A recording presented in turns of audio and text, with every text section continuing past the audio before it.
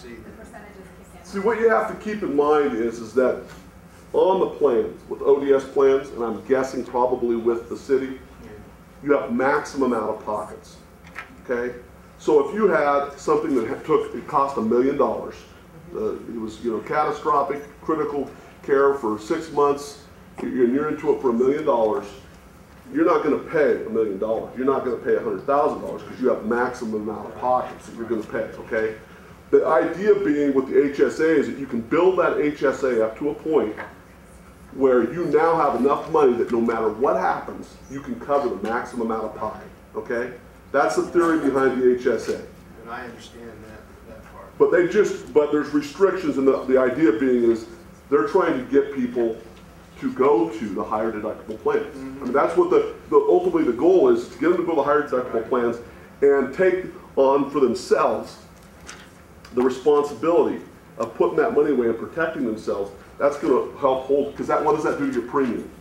It holds your premium down, right? Going to those higher deductible plans. And then by doing that and putting the money in the HSA, now you have that protection to protect you. And what the district does is they put that money in for you so that you have that available. It also causes people to think about what they're buying.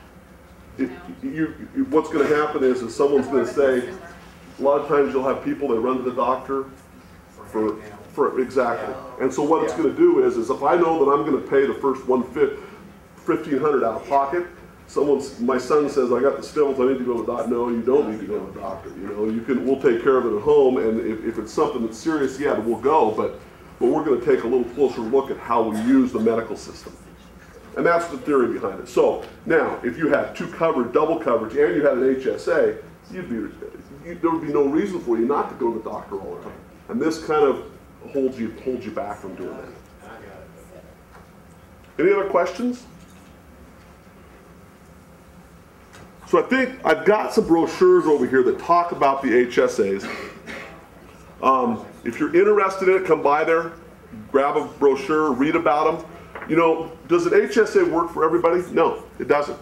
I will say that in this district, with the way that they have them set up, it's a pretty good deal. I mean, you can really help yourself out. And if you're in good health and you don't see, you see that you're taking care of yourself, it may be the thing you want to do. You may want to look seriously at going towards a Plan 9 with an HSA to protect yourself.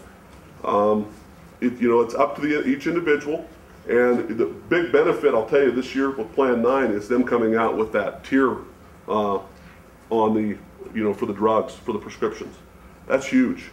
Because if it's a preventative, a lot of those preventatives that were up there listed, there's a lot of people that take those that may have been paying a lot on Plan 9 that now are going to not be paying nearly as much. And I say though, Yes, I'll let you talk about that because I have no idea.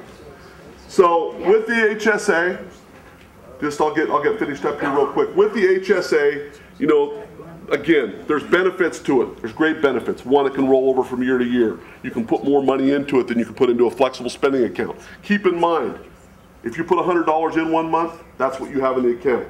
If you put $100 in the next month, now you have $200 in there, okay? It's not like the flexible spending where you put $100 in and the full amount for the year is loaded in the front of that account. But you don't have to worry about the use it or lose it. You can take it to retirement with you, roll it from year to year, use it for the same things. You can use it for, again, Medicare, long-term care, and for medical expenses in retirement. And they also get interest. Those accounts are interest-bearing accounts after you hit about I think it's $2,500. So it's variable. You decide.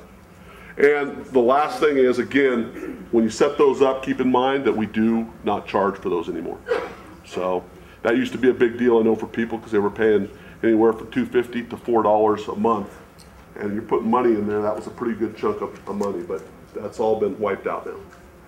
So, any questions? And I'll be done and out of here.